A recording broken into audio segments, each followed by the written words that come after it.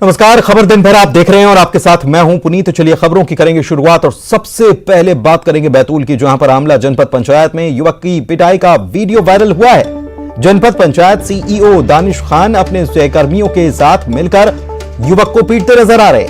CEO ने police को बताया कि युवक शराब के नशे में था और उनका मोबाइल छीनकर भाग रहा था। जिला पंचायत की टीम पूरे मामले की जांच करेगी। पीटने वाले युवक जयराम उइके पर आमला थाने में शिकायत दर्ज हो गई है। पुलिस पूरे मामले की जांच में जुटी हुई है। तस्वीरें आप देखिए।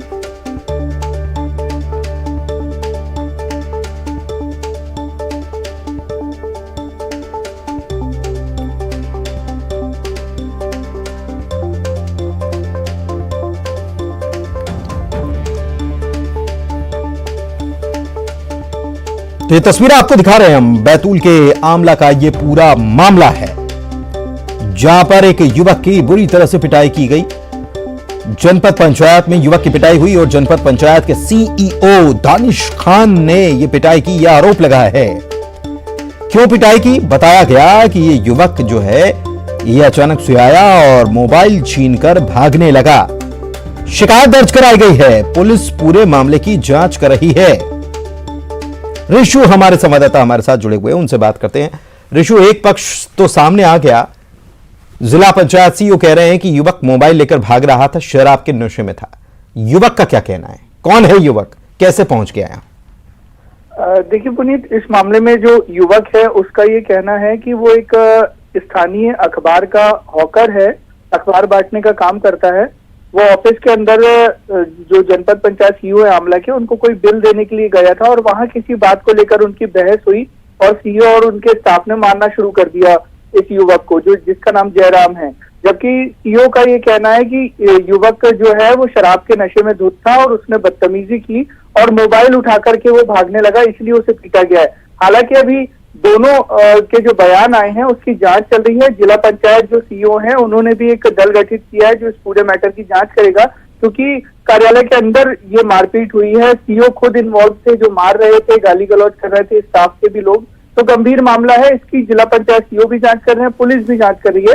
हालांकि पुलिस ने केवल जो युवक है जिसे पीटा गया उसी के खिलाफ मामला दर्ज किया है।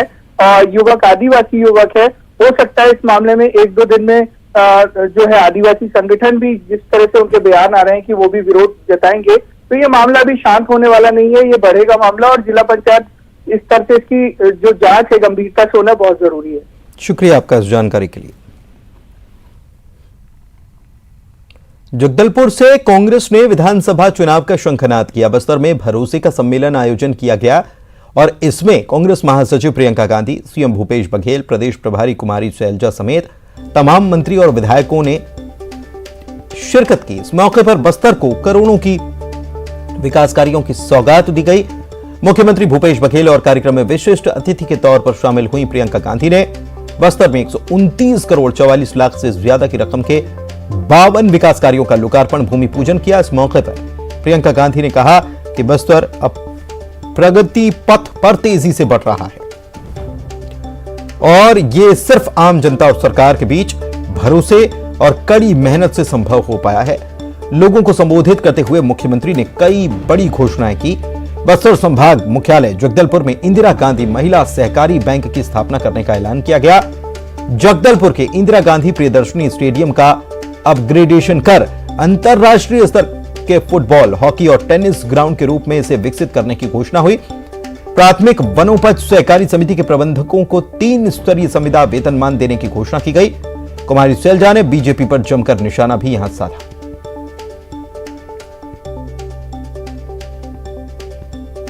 और बस्तर के आदिवासियों ने विश्वास व्यक्त किया और 12 में से 11 विधानसभा कांग्रेस की झोली में आपने डाला।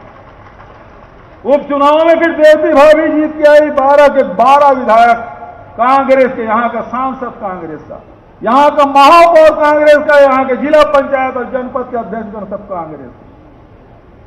बड़ा विश्वास आपने व्यक्त किया, भरोसा किया और इन 4 साढ़े 4 सालों में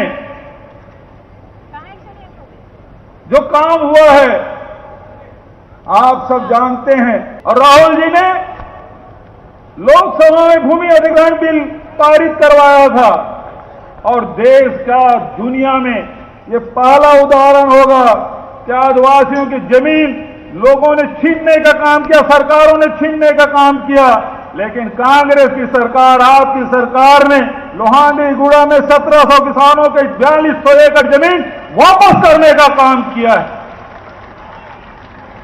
इंदिरा जी ने दिया था पट्टा, रमन सिंह ने छीना था और राहुल जी ने फिर से वापस कराया। ये सम्मेलन भरोसे का सम्मेलन है, यह सम्मेलन आदिवासियों के भरोसे का सम्मेलन है, ये सम्मेलन किसानों के भरोसे का सम्मेलन है, ये सम्मेलन मजदूरों के भरोसे का सम्मेलन है, ये सम्मेलन माता बहनों के भरोसे का सम्मेलन, और यह सम्मेलन बस्तर के और छत्तीसगढ़ के लोगों के भरोसे का सम्मेलन। बस्तर संभाग के मुख्यालय में महिला सहकारी बैंक है, खोलने की मांग हो रही थी। उसका नाम इंदिरा गांधी महिला सहकारी बैंक की स्थापना करने की घोषणा करता हूं। नारायणपुर में वीरांगना रमोतिन मारिया शासकीय आदर्श महिला महाविद्यालय नारायणपुर के नाम किए जाने की घोषणा करता हूं। दंतेश्वरी माई चो जय, सपान सियान सजन मन, आया दीदी मन, बहन भाई मन, सबके हाथ जोड़ूं जोहार। तो सच्चाई आपके सामने है। अब आपको पहचानना है कि आपका भरोसा किस पर है। जब भी मैं बघेल जी के साथ काम करती हूं, उनसे मिलती हूं, मैं आपको एक बात बताना चाहती हूं, कभी नकारात्मक बातें नहीं करते, कभी किसी की चुगली, किसी के बारे में कुछ उल्टा सीधा कभी नहीं करते। हमेशा जब भी आते हैं वो मुझे बताते हैं कि छत्तीसगढ़ के लिए कौन सी नई योजना बनाई है, कैसा नया काम किया है, और मैं उनके चेहरे पर ये देख पाती हूं कि उनके दिल में सचमुच आपके लिए प्रेम है, आपको आगे बढ़ाने की इच्छा है। बहुत नेताओं से मैं मिलती हूं, कम ऐसे नेता हैं जो दिल से जनता के लिए काम करना चाहते हैं, जिन पर आपका पूरा भरोसा हो सकता है और वो काम करके दिखाते हैं। तो मुझे बहुत गर्व है कि जो यहाँ की सरकार है उसने आपका भरोसा रखा, आपके लिए इतनी अच्छी अच्छी स्कीमें बनाई, बस्तर को आगे बढ़ाने का काम किया, मेरी बहनों को आत्मनिर्भर बनाने का काम किया, और मेरी आशा है कि आप अपना भरोसा भी हम में रखेंगे। और जितने भी नेता यहाँ बैठे हैं इस मंच पर, जितने भी कांग्रेस पार्टी के कार्यकर्ता यहाँ आए हैं, उनको मौका देंगे कि आगे भी आपके लिए दिन रात एक करके काम करते रहें। जो इन सभी को, जो इनको आत्मसम्मान मिला है, हमारी सरकार ने, बघेल जी ने, इनके सभी साथियों ने, कांग्रेस की सरकार ने, हमारी नेता श्रीमती सोनिया गांधी जी के मार्गदर्शन से, राहुल जी के मार्गदर्शन से जो यहाँ पर कार्य किया है, ये सारी दुनिया जानती है, सारा देश जानता है।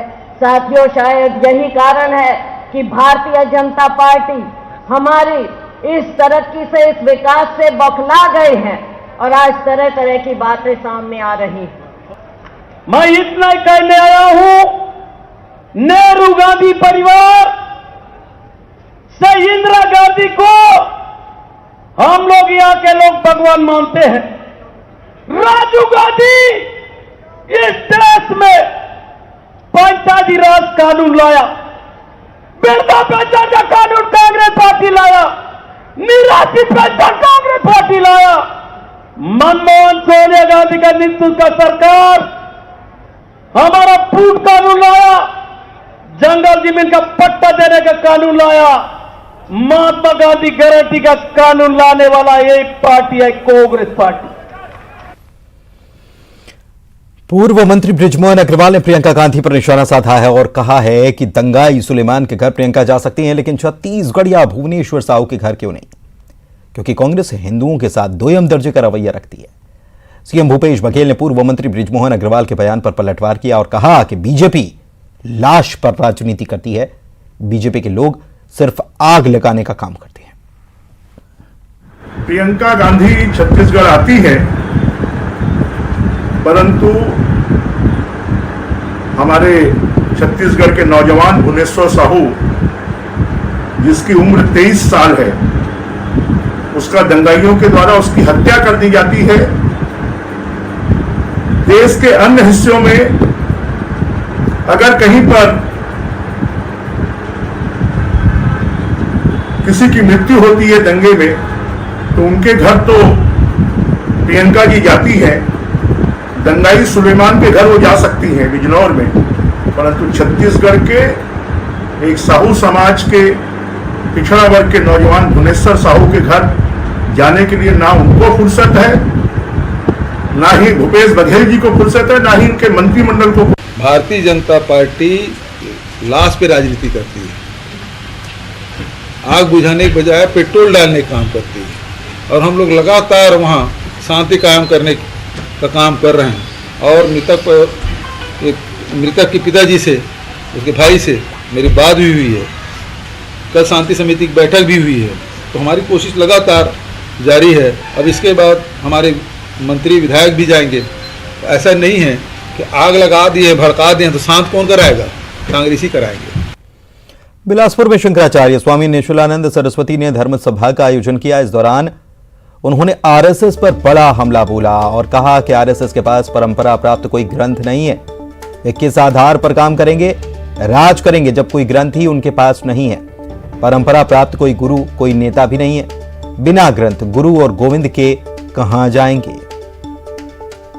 आरएसएस को आपने कहा है कि उनके पास ग्रंथ नहीं है। ऐसा है कि अपनत्व पूर्वक कहा है, गुरु ग्रंथ गोविंद तीनों में किसी का बल उनके पास नहीं है। मैं चाहता हूं कि बलवान हों, लेकिन उनके पास कोई ग्रंथ नहीं है परंपरा प्राप्त, गुरु परंपरा भी नहीं है, और गोविंद के प्रति आस्था हो ही कैसे सकती है। व्यक्तिगत बात दूसरी है, संस्था को लेकर उनको विचार करना चाहिए। जब उनके पास गुरु ग्रंथ गोविंद का बल नहीं है तो कैसे अपने अभियान को चरितार्थ करेंगे। ये अवमूल्यन हो रहा है जो आरएसएस का, क्या यही वजह मानते हैं? अब वो तो उनका काम है, आप निरीक्षण करना, ठीक है। इधर बिलासपुर में केंद्रीय राज्य मंत्री रेणुका सिंह ने आरएसएस को लेकर दिए शंकराचार्य के बयान पर प्रतिक्रिया दी और कहा कि आरएसएस के पास राष्ट्रवाद, भगवा झंडा और भारत को विश्व गुरु बनाने की संकल्पना और प्रतिबद्धता है। उन्होंने यह भी कहा कि हर व्यक्ति की अपनी सोच और अपनी राय हो सकती है।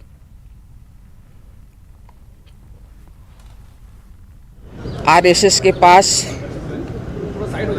राष्ट्रवाद है, आरएसएस के पास भगवा झंडा है, आरएसएस के पास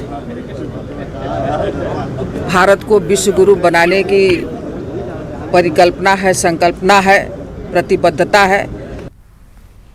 बेमित्रा से खबर आपको बता रहे हैं, जहां पर बिरनपुर में पिता पुत्र की हत्या का जो मामला है, इस मामले में आरोपियों की जानकारी देने वाले को इनाम देने का ऐलान कर दिया गया है। जानकारी देने वाले को 10,000 रुपए का इनाम दिया जाएगा। एसपी आई कल्याण एले सिला ने इसको लेकर एक पत्र जारी किया है। लिखा है कि जानकारी देने वाले शख्स की पहचान को गुप्त भी रखा जाएगा।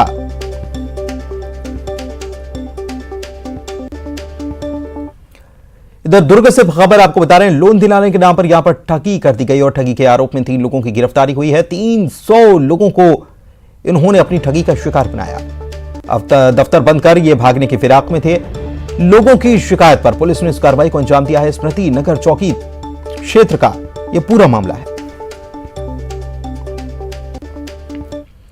और वहीं रायगढ़ में युवक कांग्रेस ने तहसील कार्यालय पर जमकर विरोध प्रदर्शन किया और इस दौरान कार्यकर्ताओं ने रायगढ़ तहसील कार्यालय का घेराव किया। पूरा मामला संगीत राई गांव का है, जहां गांव के ही कुछ लोगों पर नजूल जमीन पर अवैध निर्माण कर लेने का आरोप है। प्रशासन की ओर से जांच और आश्वासन मिलने पर यह प्रदर्शन खत्म हो पाया।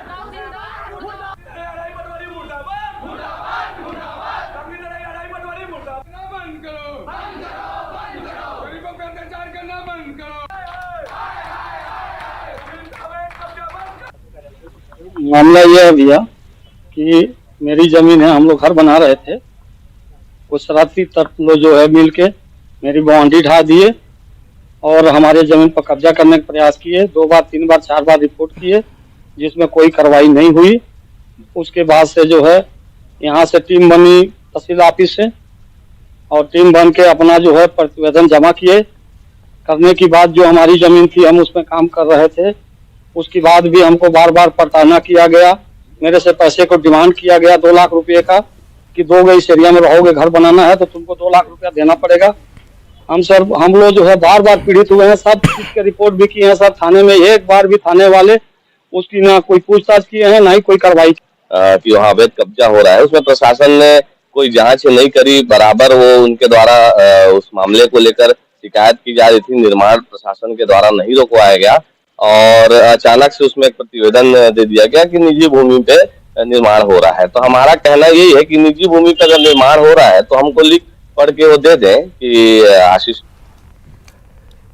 Indore institute of science and technology में जलियांवाला बाग नरसंहार की स्मृति दिवस पर भारतीय स्वतंत्रता संग्राम और युवा विषय पर परिचर्चा आयोजित की गई।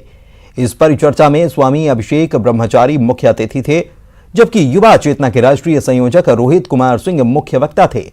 अपने संबोधन में उन्होंने कहा कि देश की स्वतंत्रता में भगत सिंह, मंगल पांडे, वीर सावरकर, चंद्रशेखर आजाद, उधम सिंह, बिरसा मुंडा जैसे वीरों ने अपने प्राण त्यागे। अब युवा पीढ़ी की जिम्मेदारी है कि देश का वैभव और गौरव बरकरार रहे और इसमें बढ़ोतरी हो। पीएम नरेंद्र मोदी के नेतृत्व को पूरी दुनिया स्वीकार कर रही है और भारत विश्व गुरु बनने की ओर बढ़ रहा है। युवाओं को चाहिए कि वे देश के विकास में योगदान दें।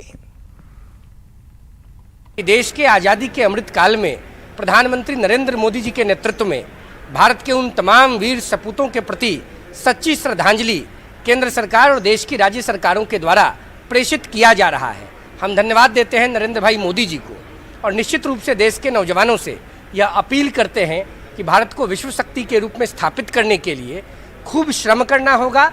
अपने शैक्षणिक गतिविधियों के अलावा राष्ट्र निर्माण की गतिविधियों में शामिल होना होगा और पुनः एक बार प्रधानमंत्री मोदी जी के प्रति आभार और धन्यवाद प्रकट करते हैं कि देश का मान जो दुनिया के पैमाने पर उन्होंने बढ़ाया है, यह गौरव का क्षण है। देश के आज़ादी के अमृत काल में आज हम G20 का नेतृत्व कर रहे हैं। अमेरिका के राष्ट्रपति ये कह रहे हैं कि भारत का प्रधानमंत्री हस्तक्षेप करेगा तो रसिया और यूक्रेन का युद्ध समाप्त हो सकता है। यही सच्ची श्रद्धांजलि है भगत जी के प्रति, गांधी जी के प्रति, बिस्मिल, सावरकर और बैकुंठ शुक्ला के प्रति। Viacom 18 Reliance Bodhi tree system और पैरामाउंट ग्लोबल के साथ रणनीतिक साझेदारी डील पूरी कर ली है। वाईकॉम 18 ने गुरुवार को बताया कि NCLT मुंबई की मंजूरी के बाद Reliance industry Bodhi tree system और पैरामाउंट ग्लोबल के साथ रणनीतिक साझेदारी का लेन देन पूरा हो चुका है। इसके तहत कंपनी ने विलय की योजना के लिए बोधी ट्री सिस्टम और RIL समूह की संस्थाओं को शेयर आवंटित किए हैं। रिलायंस इंडस्ट्री ने एक बयान में बताया कि इस विलय के पूरा होने से जियो सिनेमा का वाईकॉम 18 में एकीकरण पूरा हो गया है। साथ ही वाईकॉम 18 को अपनी ग्रोथ के लिए 15,145 करोड़ कैश मिले हैं, जिसमें रिलायंस इंडस्ट्री समूह की संस्थाओं का योगदान 10,839 करोड़ है, जबकि बोधी ट्री सिस्टम ने 4,306 करोड़ का योगदान दिया है। बता दें कि बोधी ट्री सिस्टम में कतर इन्वेस्टमेंट अथॉरिटी और sovereign wealth fund of Qatar का भी निवेश है। वाईकॉम 18 अब जियो सिनेमा ऐप के जरिए साथ मिलकर भारत में डिजिटल स्ट्रीमिंग इकोसिस्टम की अगुवाई करेगा। और इसी के साथ इस बुलेटिन में इतना ही। नमस्कार।